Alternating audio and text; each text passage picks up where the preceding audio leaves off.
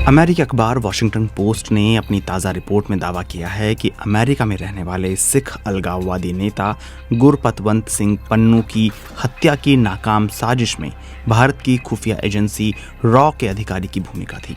मंगलवार को भारतीय विदेश मंत्रालय ने इस रिपोर्ट पर बयान जारी कर कहा है कि रिपोर्ट एक गंभीर मामले पर अनुचित और निराधार आरोप लगा रही है। भारतीय विदेश मंत्रालय के बयान में कहा गया है, संगठित अपराधियों आतंकवादियों के नेटवर्क पर अमेरिकी सरकार की ओर से साझा की गई सुरक्षा चिंताओं के बाद भारत सरकार ने उच्च स्तरीय समिति का गठन किया है जो मामले की जांच कर रही है। इसे लेकर अटकलें लगाना और गैर जिम्मेदाराना बयान देना मददगार साबित नहीं होगा।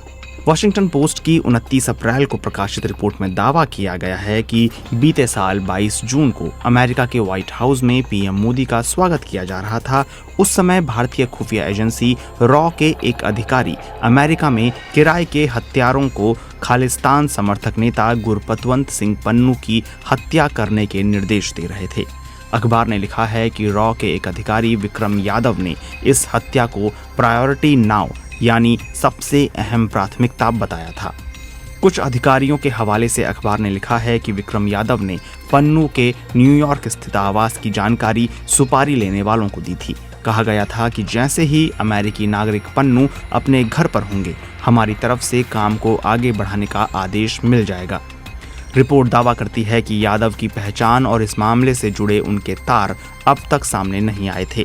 उनके नाम का सामने आना अब तक का सबसे स्पष्ट सबूत है कि हत्या की योजना जिसे अमेरिकी अधिकारियों ने फेल कर दिया था, उसके लिए रॉ ने निर्देश दिए थे।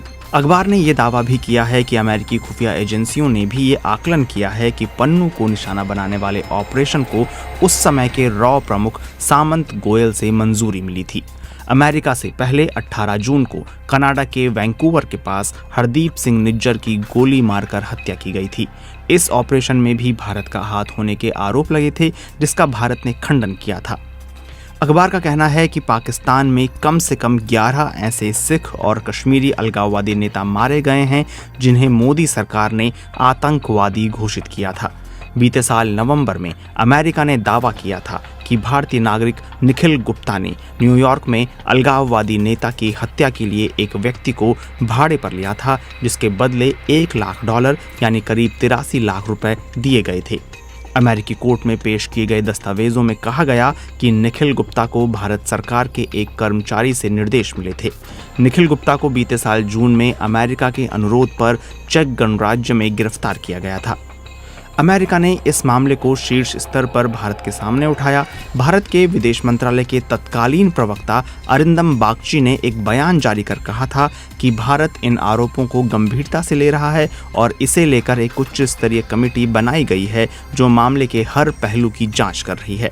अगर गुरपतवंत सिंह पन्नू की बात करें तो वो अमेरिका में रहते हैं और सिख फॉर जस्टिस के संस्थापक और वकील हैं। खालिस्तान की मांग को आगे बढ़ाने के लिए पन्नू ने रेफरेंडम 2020 अभियान शुरू किया था।